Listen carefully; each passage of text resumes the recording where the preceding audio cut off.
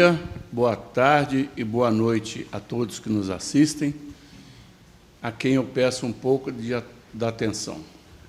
Estou aqui acompanhando o Gustavo Moraes, o Ricardo Biaso, respectivamente candidatos a prefeito e a vice-prefeito para as próximas eleições municipais e bem representando o PSD, Partido Social Democrático, número 55.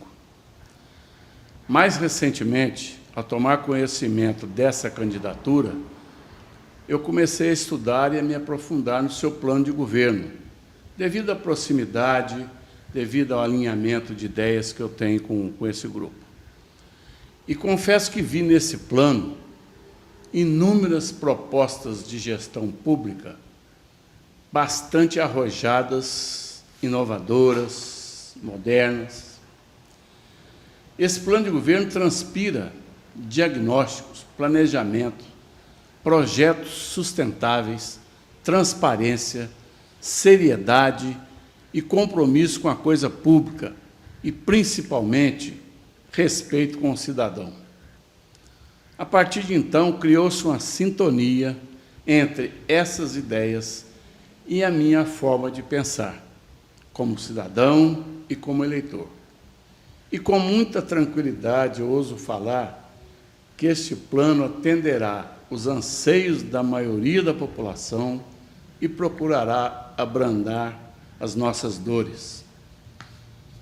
Acho que, como consequência dos meus questionamentos, na busca de explicações de como isso vai funcionar, como não vai, eu fui surpreendido com um convite para conduzir essa conversa. Eu digo que não é muito meu métier, mas eu aceitei com muita tranquilidade, com muita vontade, porque, ao fazer isso, eu vi uma grande oportunidade de, através dessa conversa, a gente poder ajudar os eleitores a fazerem as suas escolhas em propostas, em projetos, e não simplesmente em promessas vazias. Por esse motivo é que eu estou aqui. E o tema central desta conversa será: como vai funcionar a prefeitura no mandato do Gustavo Moraes e do Ricardo Biaso. Gustavo Moraes e Ricardo Biaso, podemos dar início à nossa conversa? Vamos lá, Luiz. Obrigado pela sua participação. Queria agradecer muito. Nós fizemos esse convite para o Luiz, né, Ricardo? Porque a gente gosta muito do Luiz, a gente sabe das posições que o Luiz sempre coloca, principalmente na questão política. A gente valoriza muito esse tipo de coisa. Nós sabemos do seu posicionamento livre, né? Mas que possivelmente fez a análise de alguns planos de governo, deve ter lido todos, possivelmente, né? Mas acredito também realmente que enxergou consistência no que a gente desenhou, né, em cima das propostas. E eu quero te agradecer, porque realmente a gente precisa falar sobre isso, e eu acho que você tem um perfil legal para a gente iniciar essa conversa.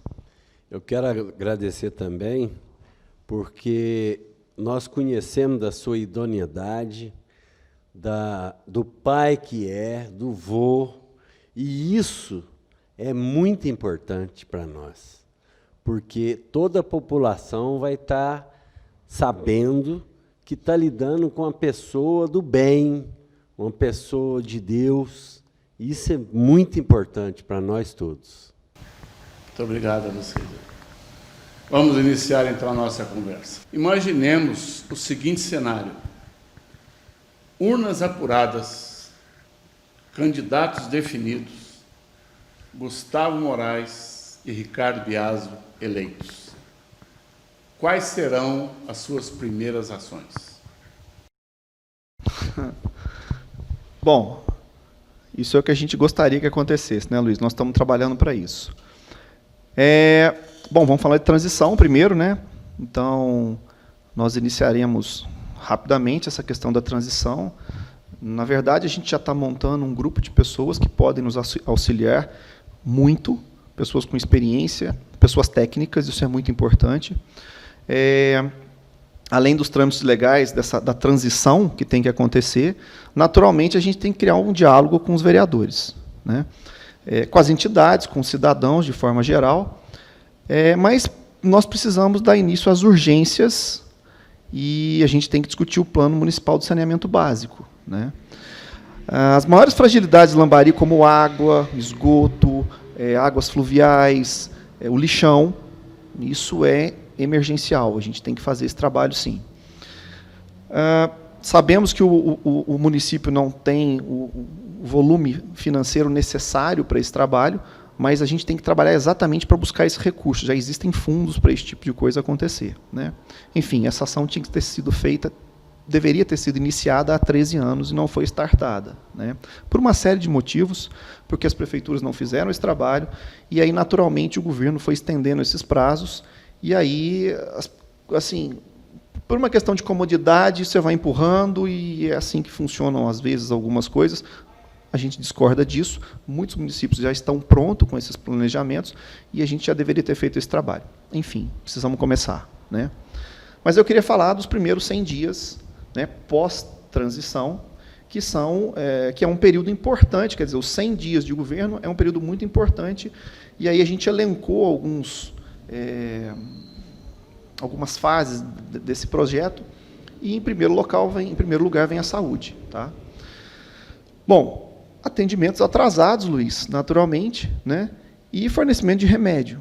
A gente precisa entender esse cenário, como é que está a questão da saúde, porque as informações, nem todas nós temos. Possivelmente, na transição, isso naturalmente deverá acontecer. A gente acredita que isso venha a acontecer, né? Nós temos que falar de assistência social também, que é um fato importante. Dos atendimentos de casos de necessidades básicas, nós precisamos discutir esse tipo de coisa. Defesa civil. Nós vamos entrar no período chuvoso daqui a pouco, e a gente começa o ano de janeiro com chuvas, e a gente não sabe como é que vai ser esse ano, a questão de chuva, mas, tradicionalmente, a gente tem alguns problemas, né, e a gente sabe que a defesa civil ela tem que ser ativa em relação a questões em que ela pode trabalhar em socorrer, em ajudar a população. Trânsito, nós precisamos discutir questão de reparo de ruas e estradas para garantir o direito de ir e vir dos cidadãos. Limpeza pública, recolhimento do lixo e um mutirão de limpeza na cidade toda. A cidade merece que comece um trabalho muito firme em relação a esse tipo de atitude, porque nós estamos notando que a cidade está bastante abandonada nesse quesito, tá? Abastecimento de água, Luiz, um fato recorrente, né? Lógico que ele está incluso no plano municipal do saneamento básico, mas temos que resolver os problemas acumulados do SAI, iniciar em regime de urgência o plano emergencial, até a montagem dos conselhos que vão fazer parte de todo esse trabalho, né? Nós temos que ter uma equipe técnica tomando conta desse trabalho do conselho, do plano municipal, e para aí sim iniciarmos os projetos. Nós gostaríamos muito de instaurar uma central de atendimento. Essa central de atendimento é para atender e criar vários canais de comunicação com a prefeitura, com os cidadãos, né? Para que isso? Nós vamos ter problemas, por exemplo, de chuva, então nós possivelmente vamos ter problema com pessoas, possivelmente com casas, possivelmente com animais. Então, a gente tem que criar essa central de atendimento para, de maneira mais rápida, a gente chegar nesse cidadão e conseguir acolhê-lo ou conseguir resgatá-lo de alguma forma, né? Educação, nós vamos ter que dar nós temos que discutir a questão, uma atenção muito especial em relação à volta às aulas, né? Nós estamos com esse processo da pandemia, né? Ainda volta, não volta, volta agora, tal. Acredito que até no começo do ano a gente já tenha que estar com esse desenho todo pronto. E a questão do turismo, Luiz, que a gente, logo no início do ano, nós vamos ter que conduzir através de uma comissão formada, né? De um conselho formado, já para o Carnaval de 2021.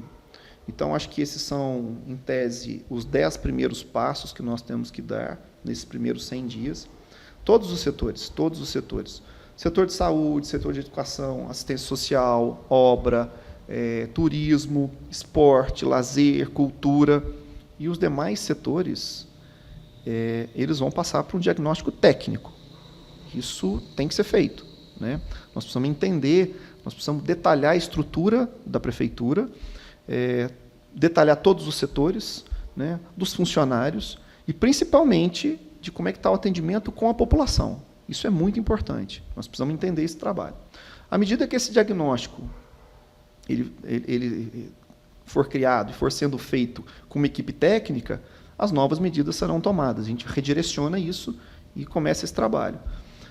Remanejamento, contratação de pessoal, aporte financeiro, vem em cima desse projeto. Tá? Então, nós acreditamos que, nesses primeiros 100 dias, as primeiras ações emergenciais que devem ser feitas são essas. Tá?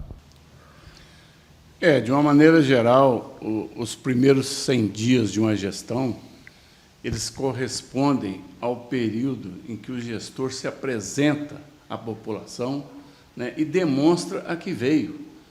Disse muito que a entrega do seu cartão de visitas, né, onde ele mostra exatamente o que ele está pretendendo fazer.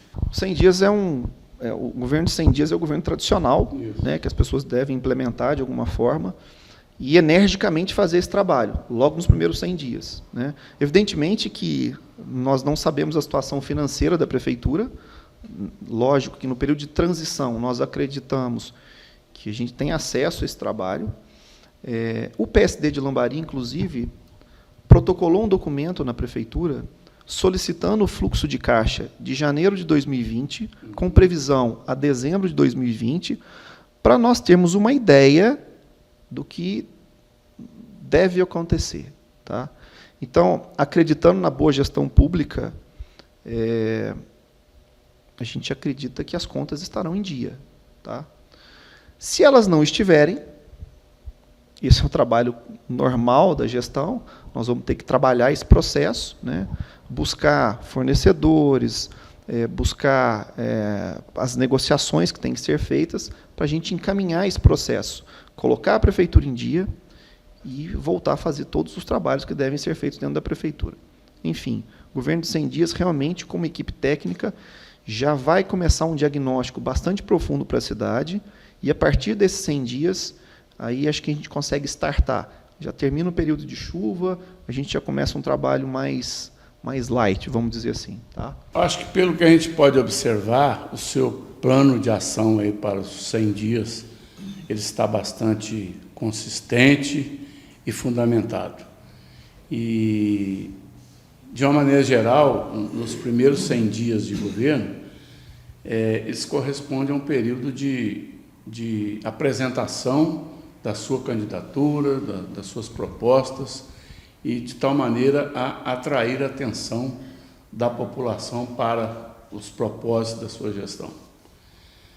Bom, prosseguindo então a nossa conversa, passado os 100 dias iniciais de governo, como vai funcionar a prefeitura daí em diante? Muito bem. Nós já tocamos no assunto de auditoria, né? Isso, inclusive, está no compromisso que nós fizemos em cartório, né? Auditoria administrativa e contábil. Todos os setores vão passar por auditoria. Eu quero citar setores de saúde, educação, assistência social, obras, turismo, esporte, lazer, enfim, cultura, sem exceção. Nós precisamos de uma auditoria em todos os setores. Tá? Essa auditoria é para trazer lisura e transparência para a população, para a gente saber a situação real da prefeitura. Né? Eu acho que depois que isso acontecer, a gente vai ter uma visão clara de como é que está a situação da prefeitura. E aí sim, os próximos passos, que são o planejamento. À medida que a auditoria vai progredindo, nós vamos ajustando os setores para melhora de custo-benefício para a população. Nós precisamos trazer eficiência e qualidade para o serviço público. Isso vai ser um desafio, isso tem que ser vencido, né? Precisa muito melhorar a qualidade e o serviço da prefeitura. Existem muitas reclamações em relação a isso. E aí a gente entra numa coisa que é a reforma administrativa que a gente quer propor, né, para reduzir os custos internos da prefeitura, sem comprometer os serviços que serão prestados para a população. E nós vamos viabilizar a instalação de uma controladoria, né? A controladoria é um órgão que desempenha função de controle nas áreas administrativas, contábeis, recursos humanos e gestão de risco. Se nós conseguirmos implementar uma controladoria, aí sim a gente consegue fazer um processo mais profissionalizado dentro da prefeitura, né? Chegando até, a gente já discutiu isso em fazer a implantação do compliance dentro da prefeitura.